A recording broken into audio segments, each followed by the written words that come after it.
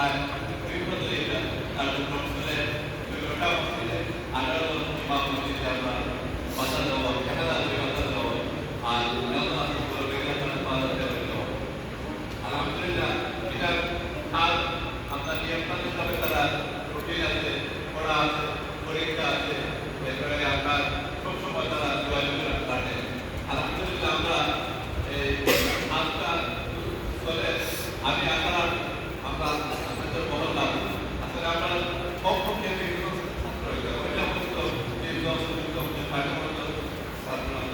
আমি আপনাদের প্রক্রিয়া দিলাম এবং ইমাম আপনারা আপনারা ও এর আপনারা আপনারা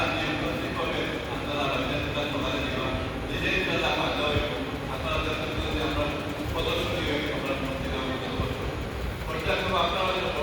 আপনারা বিভিন্ন এলাকা আপনারা তারা বলা হয় প্রদর্শনী করছেন আমি সুক্রিয়া জানাই আমরা মাঝ হিসাবে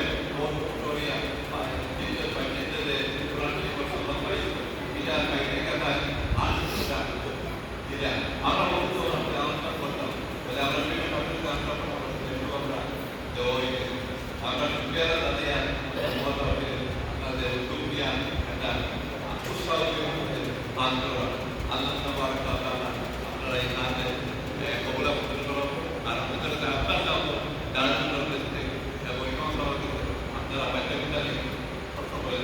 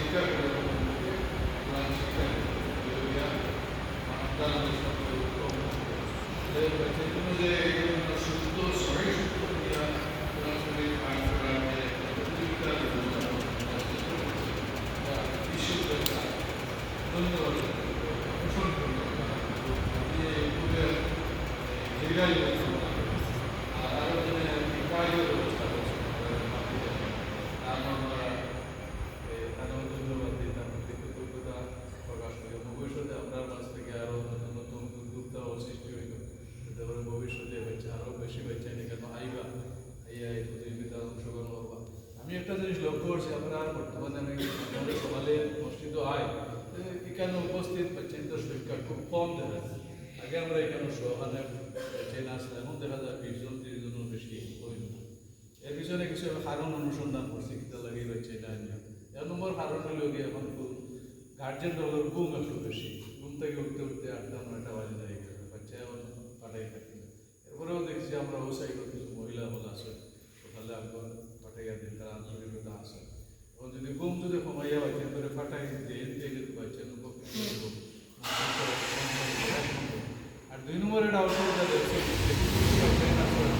তারা বাবা মসজিদে যাওয়ার দরকার না, টিউশনের ব্যবস্থা আছে আর রেডিয়েশন 3 নম্বর আমি আরেকটা অসুবিধা করতে চাইছি আমরা যে মাদ্রাসা আছে মাদ্রাসা কাটটা থেকে যখন মাদ্রাসা চলে এলো মসজিদ একটা জমজমিনা বাইন আমি সবাই করতে হবে কারণ মিডিয়া হচ্ছে এটাই করতে দেখি রাস্তা বিষয়গুলো বলে আমরা পত্রিকার ব্যবস্থা সফল হয়।